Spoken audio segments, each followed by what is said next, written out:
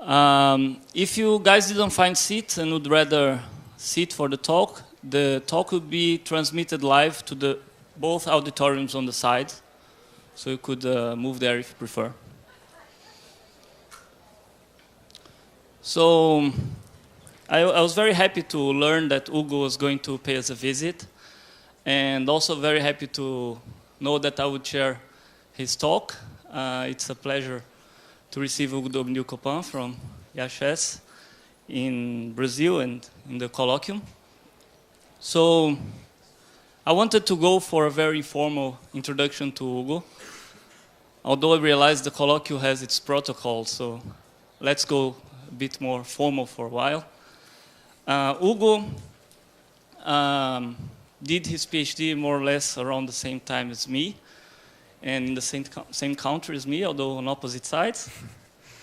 He studied in the University of Geneva, and since don't get tricked by his age, he's very accomplished mathematician.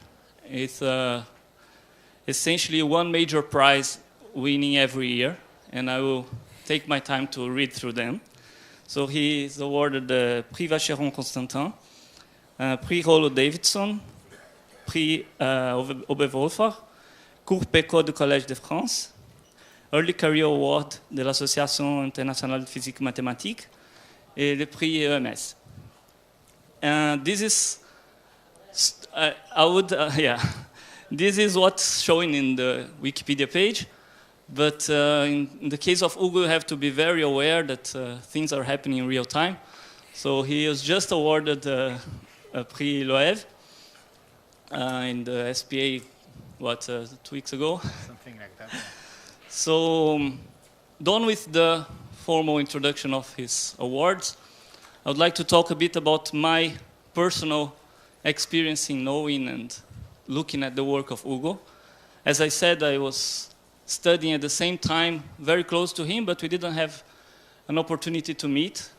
You know, Switzerland is small, but there are the mountains.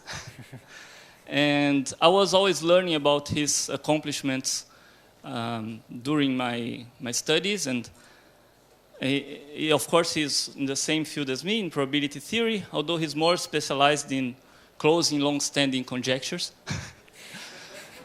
You are also. During his PhD, he already closed very important and lifelong conjectures, the connectivity constant for the self-avoiding walk in the honeycomb lattice, and equality between the self-dual and the critical point for the random cluster model. And then once you start to see a pattern, okay, that's his stuff. He's doing two-dimensional things, which is what he's going to talk about today. He surprises you solving several very important questions in higher dimensions. So his work in the continuity of the magnetization for the easy model, which is as old as it gets in this field. His amazing proof of Menshkov's theorem through two different techniques that are now making everything much more clear for the community. Back to two dimensions, the Q equals 4 phase transition for the Potts model. And I'm probably missing several things. I said I don't want to make this very formal. But as part of my personal experience, I was seeing everything going on in his career, very admired by his techniques. But I didn't have the chance to meet him so closely until we started working together. And I realized that his accomplishments are not part of a competitive personality, by no means. He is very passionate, he's very quick and workaholic a little bit. And working with him was amazing. He's very fast-paced, as I said. Scientific ethics are amazing in his case. And especially for me, working with him was lots of fun. For me too. So, with no further ado, Hugo, please. Well, thank you very much.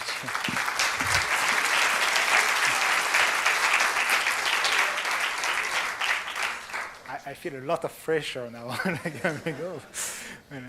Thank you very much for it's not even nice, it's more than nice introduction, and it's a pleasure for me to work with you as well. So let's hope it will happen a lot in the future. That's for sure. Okay, well, thank you very much for the invitation. It's a pleasure to be in Rio. It's always a pleasure. And what I thought I would do in this talk is to try to convey a nice idea, something that emerged in the past maybe 15 years, which was the use of discrete analysis, or let's say analysis on functions defined on graphs, to study probability, and in particular the phenomena of phase transition. So I want to tell you a little bit about this story, maybe starting with a kind of more elementary setting. I think it's maybe the simplest one to present, and then trying to elaborate in several steps to try to highlight that it's not an isolated case, and this use of discrete analysis is actually very much useful in 2D statistical physics in general. So that's the plan of my talk. In my head, it's very clear. I don't know whether I'm going to manage to convey this to you, but that's what I want to do. So I will start by trying to explain this kind of context where things are a little bit simpler to define, which is the case of self-forwarding walks. So the self-forwarding walk model is a model of statistical physics whose goal is to kind of understand how long chain of monomers, how polymers are sitting in space, or in the plane in the case here. So for instance, this is DNA samples with different, so this classical example of a polymer, with different types of behavior. Here you see that the polymer, the long chain is like collapsing onto itself. Here it's much more fractal in some sense. There is a nice behavior and so on. And Paul Flory, who is a Nobel Prize winner in chemistry, thought that he wanted to understand this type of polymers and defined a model for what he calls an ideal polymer. So what's the model? The model is the following. Take a lattice. Think of Z2 or the triangular lattice or the hexagonal lattice. So just a transitive graph, but really think of your favorite one. Please, I hope that your favorite one is in 2D, because if it's not, then I'm going to be in trouble. So think of your favorite lattice, let's say Z2, and look at self-forwarding trajectories on this lattice of length n, and say you start at 0. So just means you are allowed to walk every single step on the neighbor of your previous place. Okay, so you follow the edges of your graph, and you are not allowed to revisit a vertex twice. Okay? And the goal is to try to understand, well, for instance, how many walks of length n are there? There are a finite number of them. How many exactly? Or maybe, what is the typical shape of such a walk? Imagine you pick uniformly at random one of these walks. There is a finite number of them, so pick one with probability 1 over the number. How does it look like? So maybe it will not be a very interesting model if you don't realize quickly by doing a simulation that it's a beautiful object, this randomly chosen walk. Here is, for instance, a simulation of a uniformly chosen walk of length 1,000. And you see a very fractal behavior. Like here you see you have globally some kind of, you have a walk which is not straight, which is not collapsing onto itself. It has a very nice behavior, and it's kind of scale-free. Of course, it's a finite simulation, so it's not quite scale-free. If you zoom in, you are going to see the lattice. But globally, it looks already like there is a glimpse of scale invariance in this thing. So it's a very nice fractal, and I guess when people did the first simulation, they realized that this was a beautiful model. At least heuristically, mathematically, there is something mysterious to understand here. Okay, so my goal is to try to tell you a little bit what we know about this model. And what is good with this model is that in 1 hour, you can basically say everything you know about the model, because you basically know nothing. So that's a good thing with this type of models. So first thing we are going to see, this is difficult. Let's focus on just how many walks are there. okay, so if you are, like, you really love the model and you are bored in my talk, you can try to look at the number of walks of length 6. And this, in the talk, you can do. You end up with 720. So that is good. If you are really bored or very quick, you can try with 20. And normally, you should very quickly surrender and say, OK, that is not for me, because there are already a lot of them. But if you have a computer, definitely you can do a count and end up with something which is nearly 1 billion. So already it's quite big. And now if you are really, really, really bored or very, very smart, and you have a big computer, you really need a huge computer, like 500,000 hours of computing time for these things. And if you do it cleverly, so you need a very good algorithm to do it, you can actually compute up to 71. This is the biggest number for which we know exactly the number of self-forwarding walks. And this is this number, which I don't want you to remember by heart. There is no point on that. It's much larger than the number of stars in the universe. You know, when you give, like, you should always compare to the number of stars or atoms in the universe. That's then connection in the brain is the next level. I mean, anyway, so this is the number, and so they have all the numbers up to 71. And the first thing that you realize is that if you put that, you plug this in, you know, these sequences that recognize, like you plug like 10 values and it tells you Fibonacci every single time. So if you do the same with this thing, with this sequence, unfortunately nothing pops up. There doesn't seem to be any formula, closed formula, for these numbers. So it seems very, very quickly you kind of abandon completely the idea that you should be able to compute it explicitly, that there is a very nice formula for it. It's a little bit pitiful, but at the same time means that there is something else to do. So it's always you can be optimistic and think, OK, so if I cannot compute it explicitly, what can I do? Well, these numbers grow quickly. In fact, they grow exponentially fast. It's kind of easy to see, for instance, on the square lattice.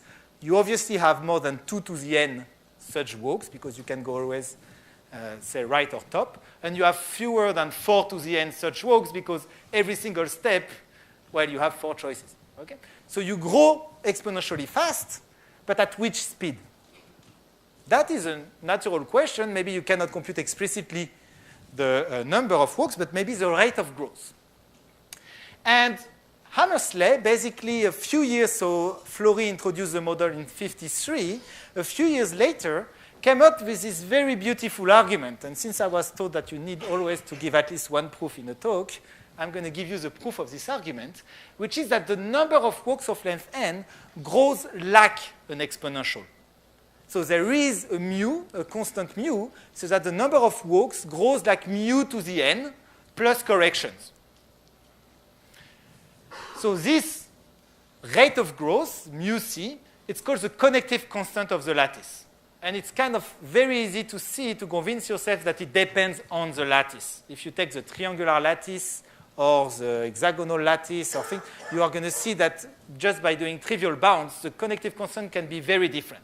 And it is different in general. So how do you prove that? Well, first thing is, as I said, basically for the case of the square lattice, the number of walks is certainly smaller than the degree of your graph to the power n. So it doesn't grow faster than an exponential. But now, if you notice also that if you take a walk of length n plus k, and you cut it after n steps, you end up with a walk of length n and a translate of a walk of length k. And therefore, the number of walks of length n plus k is definitely smaller than the product of the number of walks of length n times number of walks of length k. So now, if you did studies in mathematics, which I guess is the case of most of the people here, or if you are Russian and you saw it in elementary school, you know that you know that when you see submultiplicative sequences, well, when you put it to the power 1 over n, the limit exists. It converges to the infimum of the sequence to the power 1 over k. So this is a beautiful argument. It's a very simple exercise. These sequences always satisfy this convergence. There is nothing else to more to say. Sorry. It's sometimes referred to as Fekete's lemma, but I guess it was rediscovered 10 times in history. Okay, so it's a beautiful, very short argument. That's the end of the proof. But I really want to highlight that its beauty lies in its simplicity, in the sense that this argument actually appeared in many other contexts in statistical physics. So if you have to understand only one thing of this talk, it's remember that. Everything else then is kind of more specialized. This is a beautiful use of sum multiplicativity. Yes? Yeah, but I was very careful because I didn't want to put it in general for lattices, so my constant could be 1. Yeah, but I did include 1. But you are right that if you want something which is larger than 1, you need here to prove a lower bound on the number of rows. Yes, that's pretty true. Okay, so there is a connective constant that depends on the lattice. So the next question is, can I compute it? Okay, let's take the tree. So take a tree of degree d plus 1. There, the number of walk of length n is very simple to compute because first step you have d plus 1 choices, and then you have only d choices because you cannot go back. And if, as long as you go in one direction, you will never self-intersect. So it's exactly d plus 1 times d to the n minus 1. Therefore, the connective constant in this case is d. So degree minus 1. Okay, so you feel, okay, that's very good. Like, it's simple to compute connective constant. Let's take the next level. Let's take z2.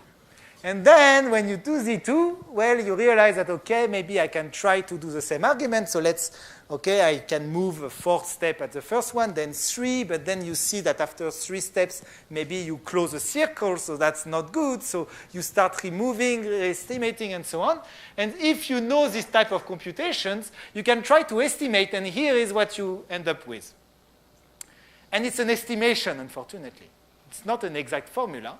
And the problem is that that doesn't match any nice number. So if you have a model in statistical physics, and it's fairly simple to define, you really expect that the quantities you are going to compute from them are nice. So here you can try to match this with like nice solution to algebraic, like to polynomials of small degree and so on. You end up with nothing. There is no nice number that seems to match this one. And if you do with these 3, you end up with that. And same thing, that doesn't match anything nice. So the common belief became that, well, probably, in fact, even this question of computing the value of the growth is just impossible in general. I mean, except for this trivial case of the tree, it's impossible to compute. Well, that was before physicists started to look at the model, because when physicists start to look at the model, they predict beautiful things. And Nienhaus, physicists in the 80s, said, well, okay, you are a little bit close-minded. You look at Z2, Z3, and so on. But if you look at the hexagonal lattice, I really do think that there is a nice value. So somehow he predicted that the hexagonal lattice was special, and that there would be a closed formula. And this closed formula is square root of 2 plus square root of 2. So that was a prediction. He used like very delicate mappings between different models. It's a beautiful heuristic argument, but many of these steps are not rigorous in some sense. They don't really, and even it's probably very difficult to make them rigorous. I mean, we don't know how to do it today. I remember Wendelin Werner when I was a student, and he explained that there was this conjecture in master, and when you see this conjecture the first time, you really want to solve it. I mean, at least that was my case. So I went to see him, and you are young, so you don't realize it's difficult. That's an advantage, actually. So you go and ask, okay, but I mean, did you ask Nienhaus how he did it? And Nienhaus apparently replied to Wendelin Werner, Fields medalist, and so on, well, it's too complicated, you won't believe me. So if he thinks that for Wendelin it's too complicated, you imagine for me or for basically anybody of us here. So really, I mean, there is somehow, his argument is very, very tricky and very heuristic. So kind of fortunately, between his prediction of the connective constant and the time where we arrived in the game, a few advances happen in statistical physics and really breakthroughs. They really change completely the way we are looking at two-dimensional statistical physics. And this breakthrough came from the fact that people started realizing that certain quantities of our statistical physics model in 2D were somehow certain functions defined on these models were kind of discrete versions of holomorphic functions. So we are at 2D. In the continuum, you have the notion of holomorphic function. And they realized that in the discrete world, there is some glimpse of discrete, what they call discrete holomorphicity. So this work started maybe with the work of Kenyon for dimers, for a completely different model. Then it followed with the work of Smirnov, but on different type of models. And people started realizing that, well, there are functions for most of statistical physics models. There are functions that are like discrete holomorphic functions. So here, what we did is that we tried to look for one. And here it is. So what you do first is, let's say you restrict yourself to a finite domain. Like, I don't want to have things that are infinite, so I take my hexagonal lattice and I cut a finite piece of it. And I'm just going to look at safe-forwarding walk in this thing. And what I can do is try to look at the generating function of walks starting at a point, say on the boundary, and ending at a point inside. So for some reason, the walks, I make them start and end at middle of edges, like they end at edges instead of ending at vertices, but it doesn't change anything for the combinatorics of it. So you can look at the generating function. So you took the mu, and you look at the sum of all walks from A to Z of mu2 minus the length. So it's a nice polynomial in 1 over mu, simply because there are finitely many walks. And you can say, OK, it's a function of the endpoint. And maybe this function kind of looks like a discrete holomorphic function, like something that looks a little bit holomorphic. Well, it's not the case. It doesn't look at all like something nice. It's absolutely nightmarish to consider. But what is funny is that if you make things more complicated, then a miracle happens. So imagine that instead of counting sum of mu2 minus the length, I count sum of mu2 minus the length times a complex number, which is what we will call the winding term. So it's e to the minus I sigma. Sigma is a number. I will tell you what it is in a second. Times the winding of the curve between A and Z. And the winding of the curve, it's not a big word. It's just pi over 3 times number of left turn minus number of right turn of your walk. So it's the total rotation of your walk between the starting point and the ending point. So it's a number which is what it is. I multiply it by sigma, by minus I put e to this thing. So I think like if you are fairly sane, this doesn't look better than before. It looks like this looks really like a more complicated function than before. It's not even clear, even if I knew this function explicitly, it's not even clear how I will use it to count number of walks, because this winding term, this complex number, may create a lot of cancellations or things like that. So a priori, it looks much worse. But here is the observation, is that if I tell you that sigma is 5 over 8, and if I tell you that mu is square root of 2 plus square root of 2, that's the first appearance of my square root of 2 plus square root of 2. There is nothing to do with connective constant yet.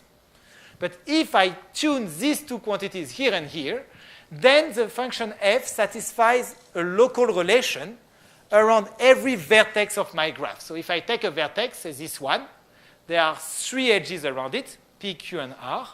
And if I do p minus v f of p plus q minus v f of q plus r minus v f of r, I get 0. Think of p, q, and r, p, q, r, and v as complex numbers here. Okay? So there is a linear relation between the value of the function at 3 vertices, around the vertex. That was difficult. So for every single one of the vertices here, I have a linear relation. So that's already good. It tells me a lot on the function f. It's not whatever function. I have like relations for it. The problem is that very quickly you realize you don't have so many of them, right? Because you have one relation per vertex, but you have one unknown variable per edge.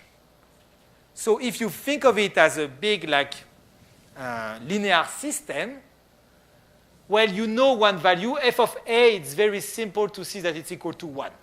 So you know one value, so you could say, OK, maybe I can just determine my function by saying that there is a unique solution to my linear system of equations. Unfortunately, I have the number of vertices equations, number of edges unknown, so I have only a very underdetermined linear system. So if you reach this point, you think, OK, maybe that was a good try, but, well, too bad. We are not going to, well, mu is appearing here. It seems exciting, but, well, it's nothing more than excitement. The point is that even though it's a very undetermined system, these relations, they have a very clear interpretation. And I want to really highlight this in the next slide. So you can understand these relations as a definition of a weak kind of definition of discrete holomorphicity. So how do you do it? Well, simply define the following. So in the continuum, you have contour integrals, right? If you take a contour, you know that it's very much related to holomorphic functions. You pick a contour in your domain, and you integrate f along this contour. Well, try to do the same in discrete. So what you do is you take a sequence of faces in your graph, and you define some kind of discrete sum of the function f along this contour. So a way of doing it is that if the zi are the center of the faces, you sum zi plus 1 minus zi, that will be kind of the integral of 1 along the path from zi to zi plus 1, times f of pi, where pi is just the edge which is separating the two faces. So you can think of it, it's a quite natural definition of a discrete contour integral, if you want. Maybe it's not that easy to see it right away like that, but believe me, it's a discrete version of it. OK, so then you can define and say, well, a function has 0 contour sums if for any contour C in my graph, I have that the discrete sum is 0. And this, you can think of it as a discrete version of Morera theorem. If you take a continuous function which has 0 contour integrals, it is automatically holomorphic. Well, here, a function that satisfies this property is kind of a discrete holomorphic function in this sense. The problem is that if you think of it, if you have a function satisfying this property, exactly like before, it doesn't determine your function. Why? Because in order to have that the discrete contour integral vanish for any contour, you only need to have it for the elementary cycle, a basis basically for your cycle space. And this is much smaller than the number of edges in a graph in general. So you have much fewer relations than unknown. So you are basically in the same situation as before. So the parafermionic observable that I defined before was underdetermined. Here you have a natural definition of discrete, 0 contour sum, some kind of weak notion of discrete holomorphicity. Weak because it doesn't determine the function, so it's much weaker than what you see in complex analysis. When you have a boundary value problem in complex analysis, you have a unique solution, usually. Here, if I give you the boundary values, you don't have a unique solution. So it's kind of a weak notion of discrete holomorphicity, and it's also underdetermined. So what is the connection between the two? Well, it's simply that this relation, if you look at it closely, this is p minus v, this is q minus v, which is basically j, like e to the 2i pi over 3 times p minus v, and this is e to the 4i pi over 3 times p minus v. So this is 1 e to the I pi, 2i pi over 3, e to the 4i pi over 3 times the same number. So it can exactly be reinterpreted as the discrete contour sum along this small triangle is 0. It's exactly what it means. But this is the basis if you take a nice domain, for instance, the domain that I described here. The small triangles are exactly generating all the contours. Simply, if you take a more complicated contour in your thing, you can decompose it into small triangles, and if the sum, the discrete sum on every small triangle vanishes, then it vanishes for the whole contour. So here what I'm saying is that even though it's very undetermined, my parafermionic observables, this function that I defined before, satisfies some kind of weak discrete holomorphicity. It has these discrete contour integrals that vanish. Okay, and this I want you to understand that it was not the way people arrived at the use of discrete complex analysis in statistical physics. They really arrived through it via models where they actually have stronger notion of discrete holomorphicities. Here, it's kind of a weaker notion. It's a kind of weak notion. But the point is that these type of functions that satisfy this type of properties, they pop up everywhere. Like basically any discrete, any model of statistical physics has this type of, function that satisfies this weak notion of discrete holomorphicity. So it's very important to understand whether you can make something out of it or not, because it's underdetermined system, but maybe, if you are lucky enough, you can still extract some juice from it. And the miracle in some way is that you can indeed extract some juice and do a nice acai with it. So the point is that, in fact, this property is sufficient to tell you that the only value of mu for which you can have this property is the connective constant of the lattice. Therefore, because I have it at square root of 2 plus square root of 2, it has to be the connective constant of my lattice. So, underdetermined system, but at the end, if you cleverly, not cleverly, but if you massage it sufficiently, then at some point it surrenders and tells you, okay, I'm the connective constant. Okay? So that is the first part of my talk, was to try to give you this overview of the proof. By the way, if you are interested in, I could almost have done the full proof in an hour, in the sense that proving this kind of local relation is actually a 5-minute proof, and deducing that it's a connective constant, so doing this kind of this paragraph, is also maybe 30 minutes of presentation. So if you want, just go to see the article online, and you will see it's a 10 pages article. So at the end, it's very funny that the proof is somehow simpler than the prediction. Getting to predict this thing was completely, to me, sounds completely amazing. Like that Bernard could just get up with this thing was amazing. But the proof at the end is quite elementary. Well, you have to come up with it, of course, but once you have it, it's elementary. So that was the first part of my talk. Now what I want to argue is that this is not an isolated case. So I'm going to give you 2 other examples where you have discrete holomorphic, like weak discrete holomorphic functions that pops up. And at the end of the talk, I will try to give you, in fact, a reason, like a metaphysical reason for the fact that they exist, these things. Okay, so let's try to generalize a little bit my model and try to add loops. So imagine the following model. You take your hexagonal lattice, and you consider configuration of non-intersecting loops. Just the probability of a configuration will be proportional to mu to minus the number of edges times n to the number of loops. Okay? So just take a probability which is proportional to that. Why taking loops? That's a good question, because physicists love it. No, the reason why you take loops is that because they are the boundary wall, they are the separation between different phases. Imagine you have oil in a very thin layer of oil with water. The interfaces between water and oil will be loops. So it's something that appears very naturally in physics. You want to describe the interfaces between different systems. So this is a model for random loops. Okay, so when n is equal to 0, when you don't have loops, that's the self-avoiding walk model. Okay, that means that you have nothing here, but imagine that you add, say, one self-avoiding walk in that, which should not intersect any of the loops.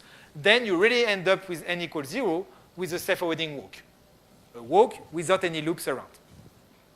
When n equals 1, you end up with exactly the boundary wall of a very famous model, which is called the Ising model. I don't want to go into too much detail in that, but it's a very, very classical model. And for n, which is an integer and larger than 2, you end up with what we call the spin ON model. So it has a connection with very natural models. So it's not a completely crazy model. Okay, but now, well, you can try to understand what is the behavior of this model. For instance, you could imagine there are two possible behaviors. Maybe in a big box, the largest of the loops is actually quite small. So you have a density of loops. This is kind of easy to understand, to prove. Maybe not if you never saw this type of things, but if you trust me enough, this is not a very complicated thing to prove. But here, maybe just the biggest loop is tiny. It's log n. But maybe it's not the case. Maybe there are macroscopic loops. There are loops that are basically of the order of the radius of my graph. So in which case am I? Am I in the first case or in the second one? Well, Nienhuis, the same guy, predicted that, in fact, there is a constant which looks very much like the square root of 2 plus square root of 2, simply because at n equals 0, it is equal to square root of 2 plus square root of 2, such that if you penalize the walks, the loops more than mu c to the n, so remember you had the mu to minus the number of edges times n to the number of loops. So imagine mu is larger than mu c of n. So in this case, you penalize too much the length of your walks, the edges, and you end up with logarithmically small loops. So you are already in this case, in this context. But if you have mu which is smaller or equal to this mu c, then you end up with this phase. So this is called a phase transition in physics. There is a critical parameter, mu c, which distinguishes between two different types of behavior for my model. So in one case, typically small loops. In the other case, typically you will have big loops. Okay? So that's a prediction. And it's a beautiful prediction because it relates to a vast variety of physics behind it, like conformal invariance and things like that. But even this part of the prediction, if you don't go farther, even if you stick to that, it's even harder to prove than for n equals 0. Okay. But what you can do is exactly the same as before. So you take loops with one path from A to Z in my domain D. So one scaffolding path avoiding the loops. So it's a clear generalization of the case of the scaffolding walk. And you do exactly the clear generalization of what we did for scaffolding walk. You put mu to minus the number of edges and to the number of loops. So before I didn't have this term. I only had mu to the number of edges, but that's a generalization. And you also put this winding term in front. And here, boom, I don't know why. If you choose sigma properly and mu equal to the prediction of Nienhuis, you get that the discrete contour integral vanish. So again, in this more general model, you end up with the same prediction that at the place where Nienhuis is saying something is changing, you have weakly discrete holomorphic functions.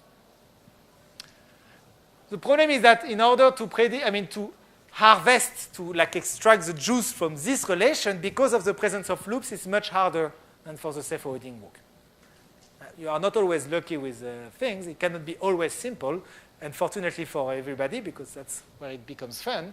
So the best which is known is that if n is large, you always have exponential decay, so you are always in these logarithmically small loops. And what was proved very recently is that when n is between 1 and 2 and you are at mu c, in fact, you are in the macroscopic loop regime. So you see something like that. So it's kind of 1/2 of the prediction, if you want, or 1/3, a small proportion of the prediction. And again, the proof is harvesting the fact that you have discrete contour integrals. I will maybe not tell you more about how you harvest. Okay, so that was the second case. It was a little bit quicker, but my goal is just to try to highlight that you see the same. I don't plan to. So you may argue with me that, okay, it was kind of a clear generalization of the other one, so it's not that surprising that you get the same behavior. And also you could argue that maybe you don't want to look at loop models because well, you don't like loops, right? And that can happen. People don't like loops sometimes. So, but I want to argue that even if you take a model which has nothing to do with loops at first sight, in fact, hidden behind it, there is a loop model. And hidden behind it, there is discrete discrete holomorphic functions. So you are wrong not to like loops. Loops are cool. OK, so how do you do it? So let me give you another model, which is a model of random colorings. This everybody likes, normally. So you take a box. It's in the, let's say you take Z2. Let's take the square lattice.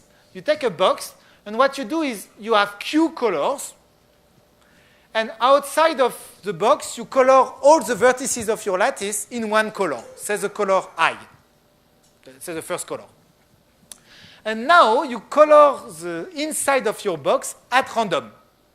And your goal is to say, OK, I think that colors like to be near each other.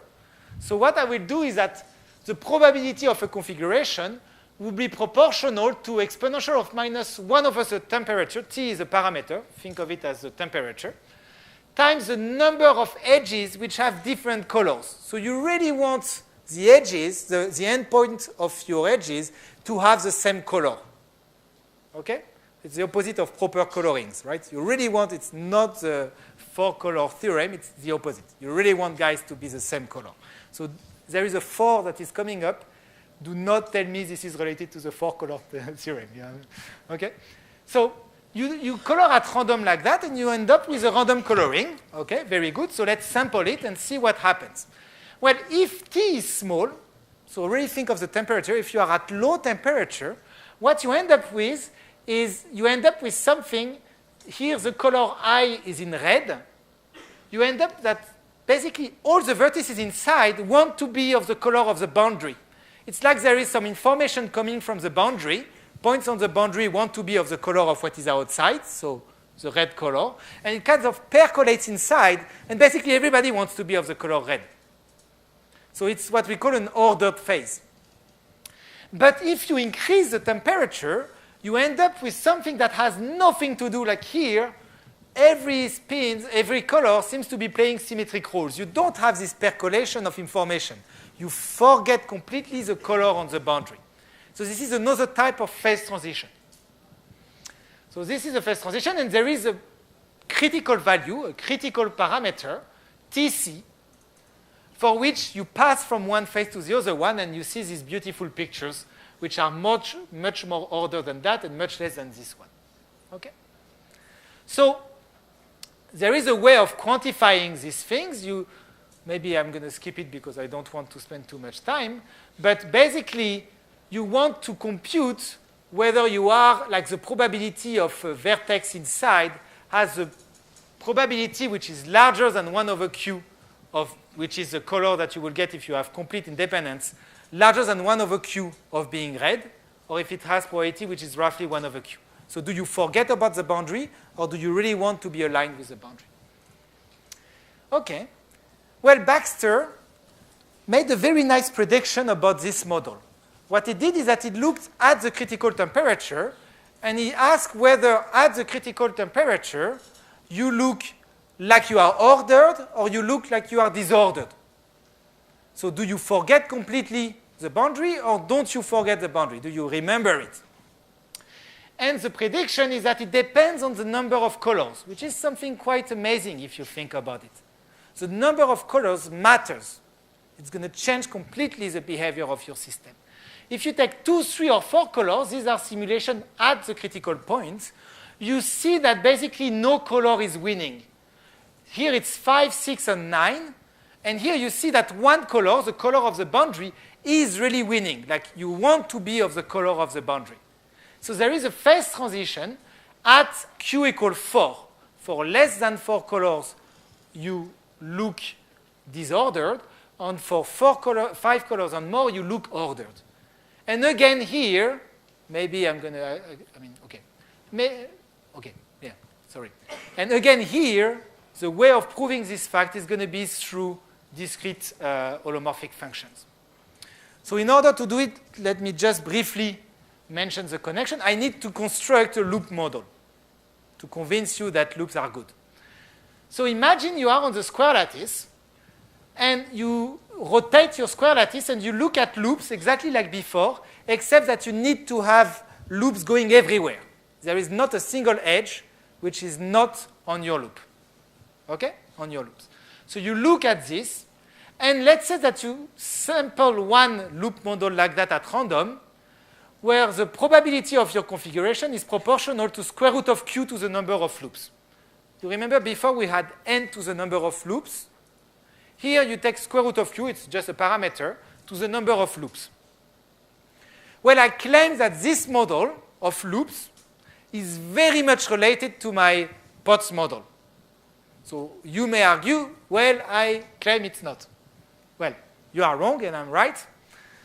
Well, I had an advantage of working on that for 10 years. But so how do you get your coloring? Simply take, for instance, all the vertices that are in the connected components. Like you see these loops, they partition your lattice. If you look at the black edges here, they are partitioned between different connected components, depending on whether you can go from one point to another one without crossing a loop. So for each one of these connected components, pick a color, and color at random among the Q colors, right? You pick one color uniformly, and you color all the vertices inside my connected component in this color. So let's say you pick, for instance, the connected component of this guy, and you color everybody in red, because that's the guy that you chose. And you do the same for every one of the connected components. This is another one. You pick a color at random, you color it.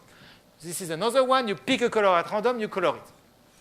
Well, this now I have a random coloring of my model, of my lattice.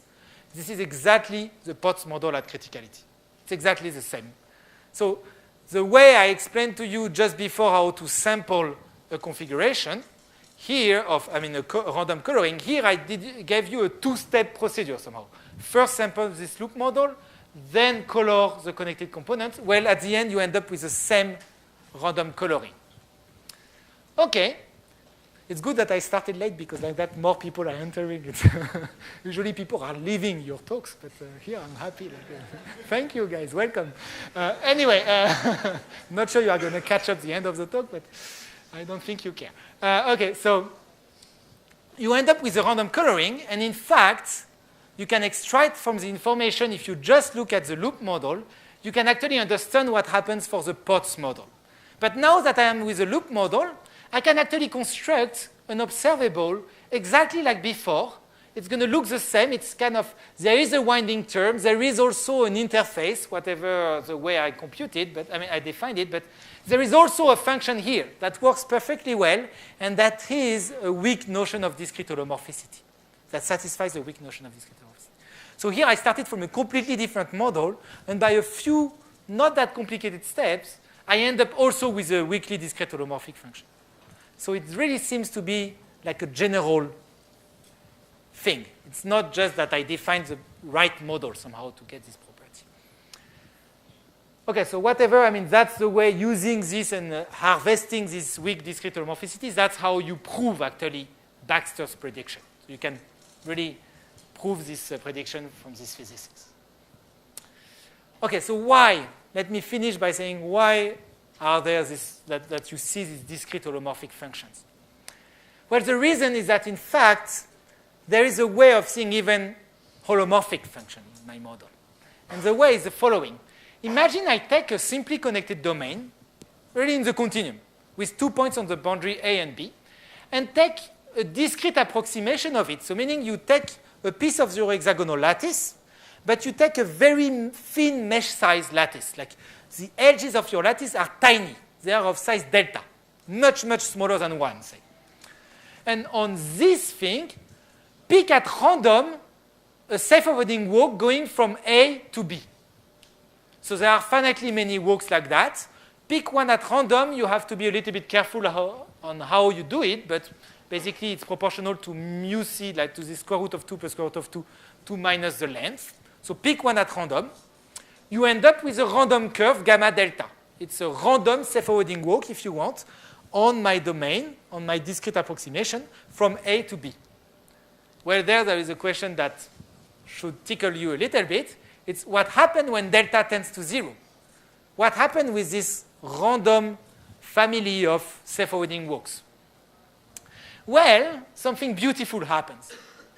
What happens is that when delta tends to 0, this sequence of random self-forwarding walk, it converges, in fact, as a random object. So if you don't do probability, you may be a little bit scared already of random objects, so convergence of random objects is even scarier, but you have ways of making sense of that. And when you take the limit, you end up with a very nice, just continuous random curve in the continuum. Okay, that's already something nice, but something even nicer happens, is that, in fact, you may take another domain, because maybe you don't like the domain I gave you, and you prefer, say, the circle, the disk.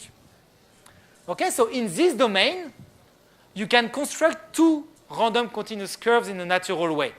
The first one is you take this random curve, and you map it by Riemann mapping theorem to a random curve here, so phi of gamma.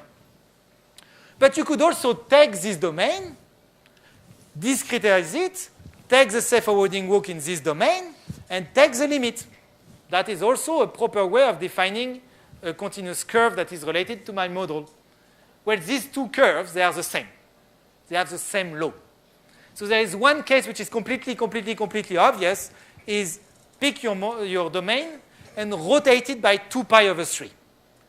Well, it's a symmetry of my lattice, so of course, the image of my curves are going to be the same in the other domain. What I'm saying is that it's true for any conformal map, so for any holomorphic map which is 1-to-1. So in particular, any rotation. So pick a rotation of pi over 5. It's not at all the symmetry of my hexagonal lattice, yet in the limit somehow it becomes 1. So for instance, if you pick a self-forwarding walk of length n, take n to infinity and just rescale that you kind of see the walk in a box, well, the law of this walk is going to be symmetric by rotation, which seems completely amazing because in the discrete world, it is not at all symmetric. But you have more symmetry emerging. And more symmetries mean simpler things, mean less freedom in some sense for my model, and therefore more information for the mathematicians. We love symmetries, right? This, I think, can speak to anybody, even not in probability. So more symmetries is better. So here, you have a lot of symmetries. And you have so much symmetries that you can actually describe very well what is the potential limit. You can study it in a lot of detail. In particular, you can simulate it, and this looks like that, for instance. This is the limit. It's like imagine you are looking at the self-forwarding walk from very, very far, which actually is the case for you because I realize the picture is very small. But I can almost make you believe that this is a okay. So from very far away, a self-forwarding walk looks like that. And this is a random fractal. It has a Hausdorff dimension that you can compute. You can really describe very well this limit somehow, which is a beautiful thing. And it has a lot of symmetry. So if I want to understand the geometry of my walks, which was what I wanted to do, I told you that was one of the goals on the model. Well, maybe I want to prove that indeed this self-forwarding walk converge in the limit to this object. And in fact, a good way of doing it is to try to prove that this function that I defined to you, this parafermionic observable, converges in the scaling limit. And in fact, the scaling limit is going to be a holomorphic function. It's going to be a conformal map even. So really, it's no surprise somehow that you have weakly discrete holomorphic functions because in fact, in the continuum, when you take this limit, what we call the scaling limit, when you take the scaling limit, you have holomorphic functions in the continuum. And they are natural there because you have this conformal symmetry. So that's really what I wanted to highlight is that it's very natural to expect that you have something weakly discrete holomorphic because in the continuum you have conformal symmetry. It's a lot of big words, but I hope I managed to kind of just give you an idea that maybe a flavor of the fact that this is natural. Okay, and you can actually even sometimes prove that it's converging, but not for the self-forwarding walk, unfortunately. If you want to impressed me a lot, which are actually everybody, tried to prove that the self-forwarding walk converges to what we call the Schramm-Loeffner evolution of parameter 8/3. That's really a big open problem, huge open problem. Conclusion. So what I explained on the fact that you have this conformal symmetry, and in the discrete you get this weak notion of discrete holomorphicity.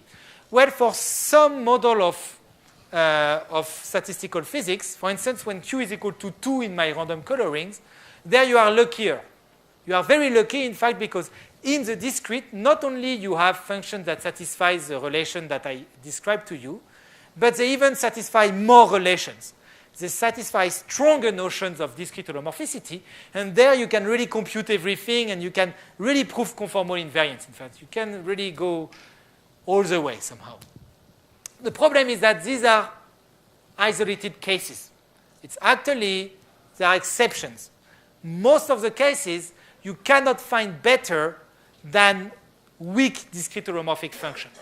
Therefore, it's kind of very natural, at least to me, it looked like a very natural question to try to learn, to be well acquainted with this notion, to try to learn how you can extract information from this notion. And I think that we did some good progress in the previous years, and there are many other questions for people who want to join in. I mean, more brain is always better. So, end of all the hand-waving things. In general, you have these weak discrete holomorphic functions. This one, I can provide them to you. Now try to extract information from it. That I can give you a few glimpses, but I cannot really tell you in general how you do it. If you manage to do it, if you manage to extract really a lot of information, and you manage to, say, prove that they converge in the scaling limit to holomorphic functions, well, then you will be very famous. I mean, really, that would be a huge progress and a beautiful progress for a lot of people, because these are beautiful math. And as soon as you get to the continuum and to the world of holomorphic functions, you can go back in childhood, you know, and realize, oh, I love complex analysis. There are so many theorems that I can use. So here it's the same. Once you get to holomorphic functions, there are many things that you can do with them, and you can understand a lot of things on the model. So please join in, and let's try to prove conformal invariance. Thank you very much.